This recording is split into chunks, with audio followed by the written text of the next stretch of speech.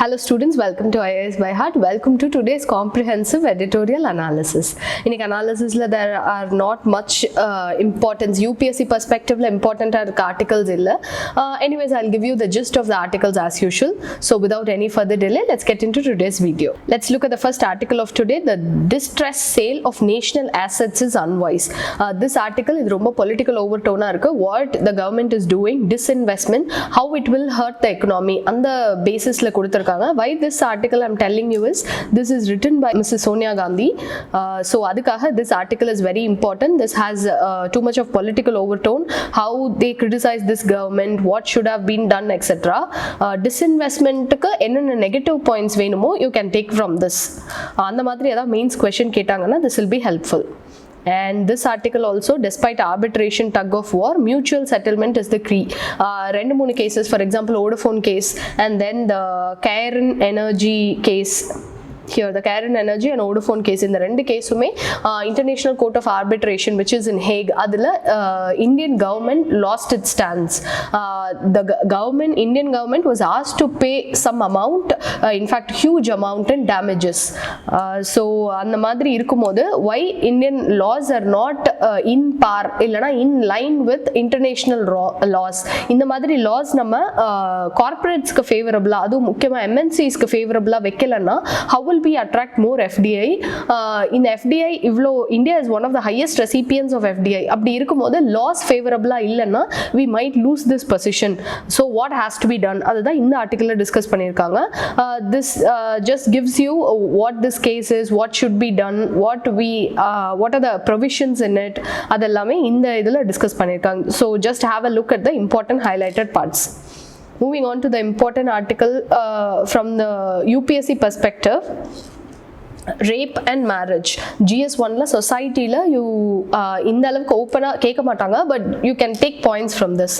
A relationship between two individuals including marriage is built around love, respect, trust and consent. Within that civilized framework, a violent and exploitative act like rape has no place. இது வந்து இன்ட்ரோவா நம்ம எதுல வேணா எழுதிக்கலாம். Domestic violence அதுக்கும் இது எழுதலாம், marital rape அதுக்கும் இது எழுதலாம். அந்த மாதிரி நம்ம எல்லாத்துக்குமே இது ஒரு இன்ட்ரோவா எழுதலாம். Supreme Court's latest query to Maharashtra government employee asking whether he would marry a girl he was accused of raping repeatedly when she was a minor is insensitive to the core. என்ன நடந்ததுன்னா ஒரு case was filed against him. அந்த case என்னன்னா he was repeatedly raping the girl when she was a minor. Then the court asked, will you be able to marry this girl because you have raped her? இது வந்து எப்படி இருக்குன்னா அந்த காலத்துல படத்துல எல்லாம் the person who has raped he has to be with the girl for lifelong. This is more or like punishment மாதிரி இருக்கு. So இந்த காலத்துல இந்த மாதிரி ஒரு backward mindset, patriarchal mindset வந்து this cannot be encouraged அப்படிங்கறத இந்த ஆர்டிகல்ல சொல்றாங்க. By offering marriage as a solution to a rape victim, the judiciary failed to protect the rights of a girl. இந்த இடத்துல அவங்க கோர்ட் அப்ரோச் பண்ணது எதுக்குன்னா my rights have been violated, you have to correct or punish the perpetrator அப்படிங்கிறதுக்காக தான் வந்தாங்க. அந்த rape விக்டிம்க்கு நீ அவங்களையே கல்யாணம் பண்ணிக்கோ அப்படின்னு சொன்னா they'll be consistently அவங்களுக்கு என்ன அந்த இன்சிடென்ட் தான் ஞாபகம் வந்துட்டே இருக்கும். So what we should not do is, this is not a solution to be offered by the highest or apex court of a country. Instead of meting out harsh punishment, the court asked the lawyer representing the accused to find out whether his client will be willing to marry the victim or risk going to the jail. இதுல அந்த பொண்ணோட wishes என்ன, what she wants, does she want only harsh punishment of the victim because he has done something wrong? We should set a precedence. இந்த மாதிரி தப்பு பண்ணாங்கன்னா we should do this அப்படின்னு ஒரு precedent செட் பண்ணோம். அதுக்காக தான் நான் கோர்ட் வந்தேன். அந்த மாதிரி அவங்க கிட்ட எதுவுமே கேட்காம he has raped you so you marry him அப்படிங்கிறது எந்த விதத்துல நியாயம்? So அப்படி கேட்கறது this shows the backward mindset.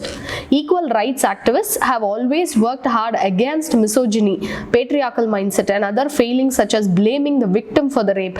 அவங்க போட்டிருந்த Dress சரியில்லை, they provoked him, அந்த மாதிரி there can be no reason or என்ன சொல்றது, அந்த rapers சமாதானப்படுத்துற மாதிரி எந்த ஒரு ரீசன் கொடுத்தாலும் அதை ஏத்துக்கவே முடியாது.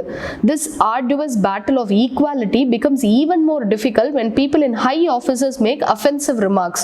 அதாவது இப்போ நினைச்சு பாருங்க, சுப்ரீம் கோர்ட் ஜட்ஜே இந்த பொண்ணை கல்யாணம் பண்ணிக்கிறியா இல்ல ஜெயிலுக்கு போறியா, அந்த மாதிரி ஒரு பைனரியான டெசிஷன் ஒரு ரேப் விக்டிம் முன்னாடி வைக்கும் போது how the mindset of the person will be. இதுல எப்படி நம்ம ஜெண்டர் ஈக்குவாலிட்டியை இந்த சொசைட்டில கொண்டு வர முடியும் அப்படின்னு கேக்குறாங்க. The lawyer told the court that his client refused to marry the girl because he is already married. In this petition, the accused recounted the allegation that he sexually abused the girl since she was in high school and also that he had threatened the minor. இவ்ளோ தப்பு பண்ணியிருக்கா, அவனை தண்டிக்கிறத விட்டுட்டு அவனுக்கு ஒரு கல்யாணம் பண்ணி வைக்கணும், இல்லனா நீ ஜெயிலுக்கு போறியா, இந்த மாதிரி மிரட்டி ஒருவேளை அவன் கல்யாணம் பண்ணிக்கிறேன்னு ஒத்துருந்தானா what would have happened? She should have led a life of trauma. அதுக்கப்புறம் marital rape வந்ததுன்னா அதுக்கப்புறம் மறுபடியும் கேஸ் போடுவாங்களா? How this would have ended அப்படிங்கிறதா இந்த ரைட்டரோட question. In another case, the bench stated the arrest of a man accused of rape after falsely promising marriage. அதாவது அவன் கல்யாணம் பண்ணிக்கிறேன்னு சொன்னதுனால அவனை அரெஸ்ட் பண்ணலான்னு வச்சிருந்தது ஸ்டே ஆர்டர் கொடுத்துருக்கு ஒரு court. The victim said she was promised marriage and was brutally and sexually abused. அதுதான் நான் சொன்னேன், மேரேஜ் பண்றேன் அப்படின்னு வாக்கு கொடுத்துட்டு அதுக்கப்புறமா what if there is high mental sexual physical abuse இருந்ததுன்னா அவங்க போய் யார்கிட்ட சொல்லுவாங்க, சொல்லவும் முடியாது அப்படின்னு வீட்லயே அடைச்சு வச்சிருக்காங்க. அந்த மாதிரிலாம் this is a very serious. Everybody deserves someone who values them or who makes them happy. So இந்த மாதிரி ஒரு ரேப் விக்டிம் அந்த பெர்பெட்ரேட்டருக்கே கல்யாணம் பண்ணி வைக்கிறது it is unfathomable. The CJA asked the girl's lawyer, when two people are living as husband and wife, however brutal the husband is, can you call sexual intercourse between them rape? இத வந்து chief justice of இந்தியாவே கேட்டிருக்காரு. Husband எவ்வளவுதான் வயலண்டா behave பண்ணாலும் அதை போய் நம்ம ரேப்னு சொல்ல முடியாதுங்கிற மாதிரி அவர் கேட்டிருக்காரு.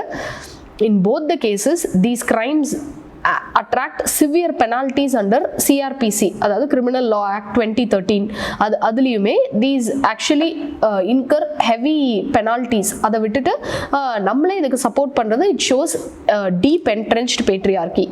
On marital rape, though the recommendation was not included in the act, Justice J.S. Verma committee was clear that a law has to specify that marital or any other relationship, for example living together, அந்த மாதிரியே இருந்தா கூட the perpetrator and victim cannot be a defense against sexual violation. அவங்களுக்குள்ள இருக்க relationship husband and wife தானே, இது rape கிடையாது.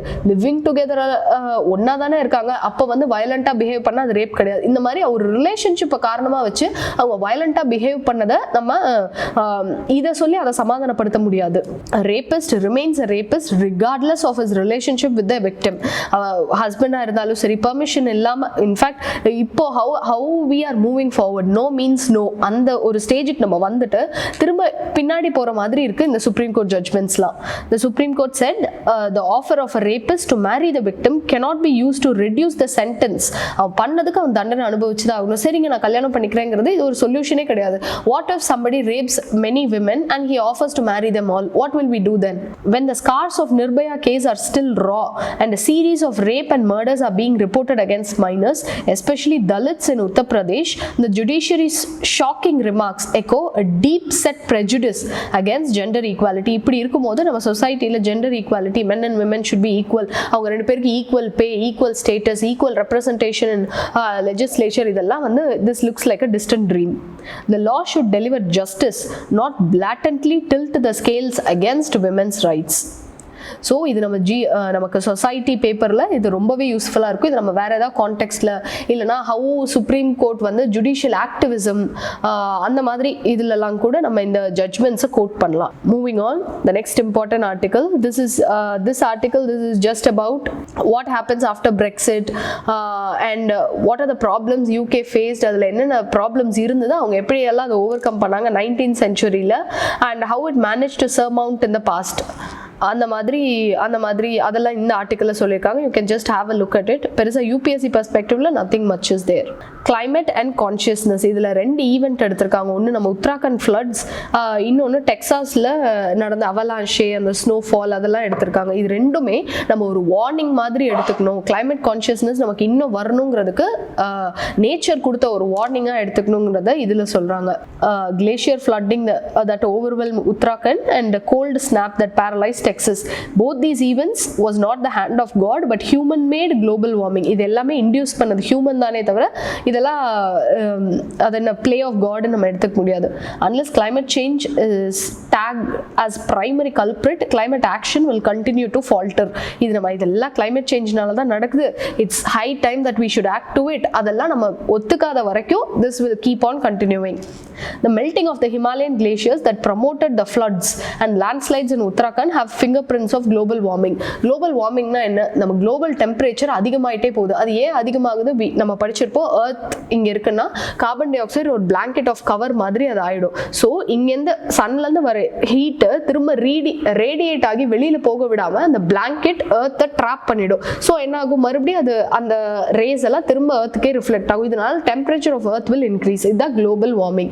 இந்த வார்ம் அதிகமாக என்ன நடக்கும்னா கிளேஷியர்ஸ், ஐஸ் கேப்ஸ் இதெல்லாம் மெல்ட் ஆகிட்டே போகும். இப்படி மெல்ட் ஆனால் என்ன நடக்கும்னா யூஸ்வலாக வர அளவுக்கு விட அதிகமாக தண்ணி வருது ரிவர்ஸில், சீஸ், ஓஷன்ஸில் வருது அப்படின்னா ரிவர்ஸில் அதிகமாக தண்ணி வந்ததுன்னா ஃப்ளட்டிங் நடக்கும். சீல அதிகமாக தண்ணி வந்ததுன்னா சீ லெவல் இன்க்ரீஸ் ஆகும். சீ லெவல் இன்க்ரீஸ் ஆனால் கோஸ்டல் ஏரியாஸ் எல்லாம் சப்மர்ஜ் ஆக வாய்ப்பு இருக்கு. அந்த மாதிரி this is a very big existential threat. இதை நம்ம ரொம்ப லேசாக எடுத்துக்க கூடாது அப்படின்னு சொல்றாங்க. In 2013, glacial flooding caused over 6,000 deaths in Uttarakhand during monsoon months. US already witnessed many deadly avalanches since 2021 ஆரம்பிச்சே இன்னும் ஒரு 2 months தான் ஆயிருக்கு. அந்த 2 months குள்ள avalanches there have been many instances. Furthermore, as glacier covered is replaced by water or land, the amount of light reflected decreases, aggravating warming. நமக்கு தெரியும் albedo quotient நம்ம ஒன்று படிச்சிருப்போம். இப்போ நம்ம வீட்லயே மாடியில் நம்ம ஒயிட் கலர் பெயிண்ட் அடிச்சிட்டோம் அப்படின்னா வீட்டுக்குள்ள கூலா இருக்கும். ஏன் அப்படின்னா ஒயிட் ரிஃப்ளெக்ட்ஸ் மோர் சன்லைட். அப்படி இருக்கும்போது ஏர்த்தையே நம்ம ஒரு வீடு மாதிரி யோசிச்சிட்டோம்னா இந்த ice caps, Antarctica, Arctic circle, snow mountains இதில் நிறைய ஒயிட் சர்ஃபேஸ் இருக்கிறதுனால more amount of sunlight is reduced. இப்போ அந்த ஐஸ் உருகி உருகி உருகி அது கீழே இருக்க லேண்டு தெரிய ஆரம்பிக்குதுன்னா the amount of sunlight reflected will be reduced. Albedo quotient will become என்ன சொல்ல the reflecting quotient will become more. அதனால என்ன நடக்கும்னா the amount of heat will be more. So global warming க்கு இன்னமுமே கொஞ்சம் என்ன சொல்றது contribute தான் பண்ணுமே தவிர reduce ஆகாது. Aggravates the warming, a contributor to the sweltering heat in cities like Delhi, Hyderabad or the epic floods in Chennai or Kerala. இது எல்லாமே climate changeல தான் நடக்குதுங்கிறத first நம்ம accept பண்ணிக்கணும். The extreme cold weather in Texas, like the double-digit negative temperature seen in Germany earlier this year, is connected to Arctic Peninsula warming at the rate almost twice the global average.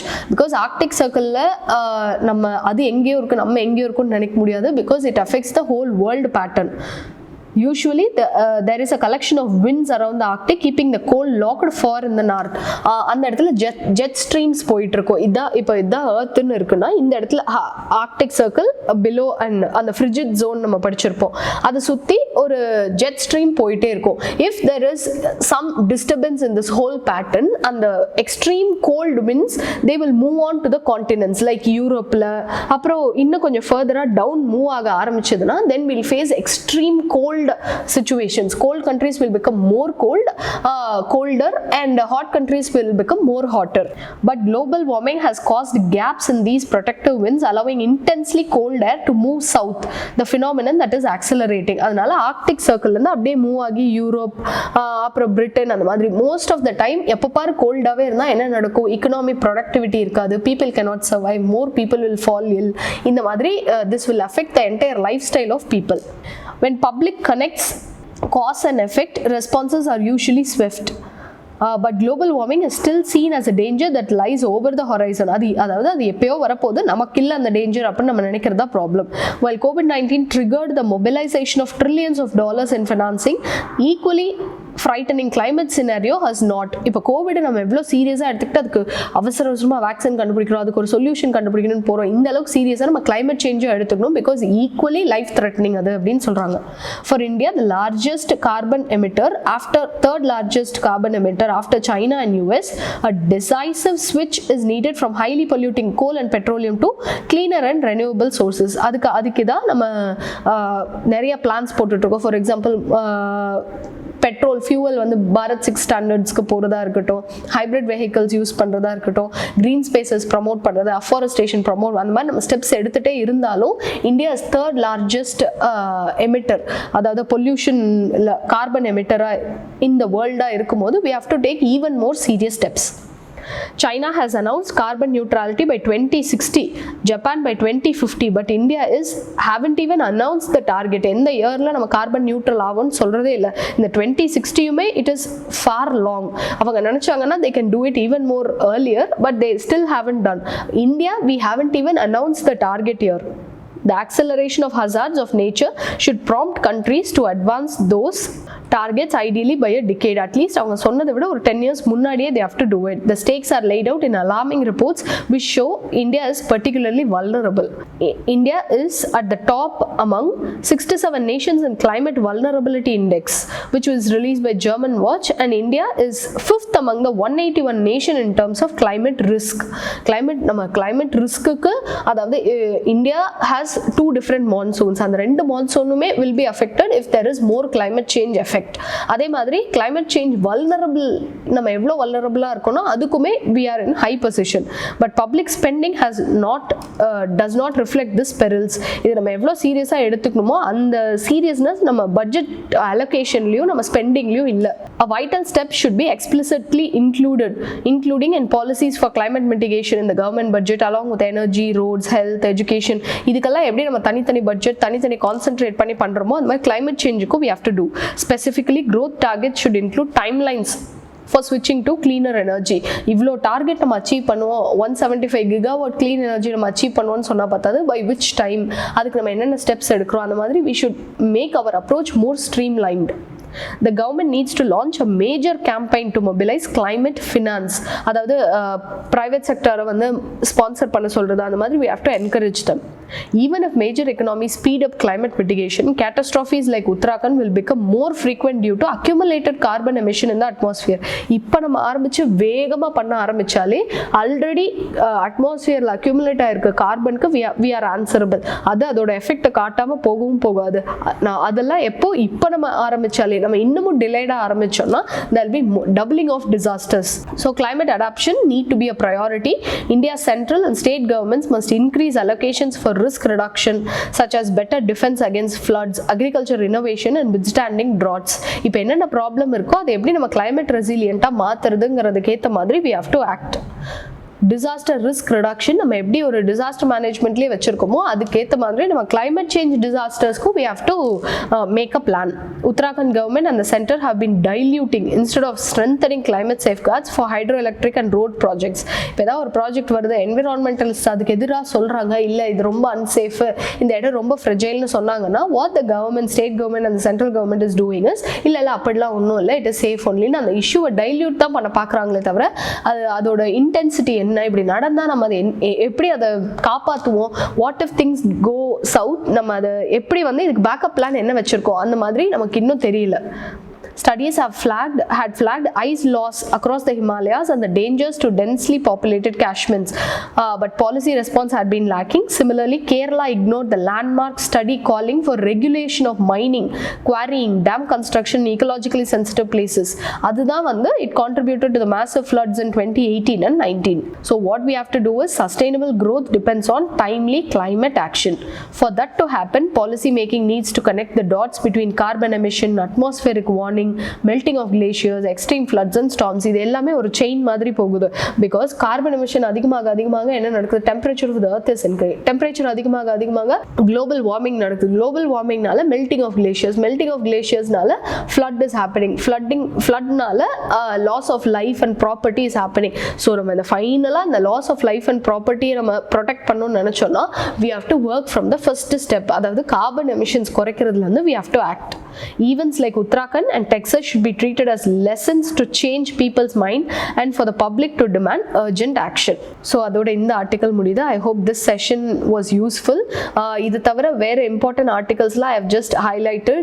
You can read the highlighted newspaper by clicking on the link given in the description box below. So that's all for today's news. Tune in tomorrow for tomorrow's editorial. Thank you.